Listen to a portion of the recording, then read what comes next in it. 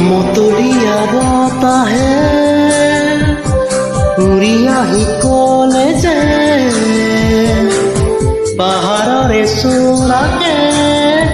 মেঘে মেঘে যাছে হিয়াৰে আগত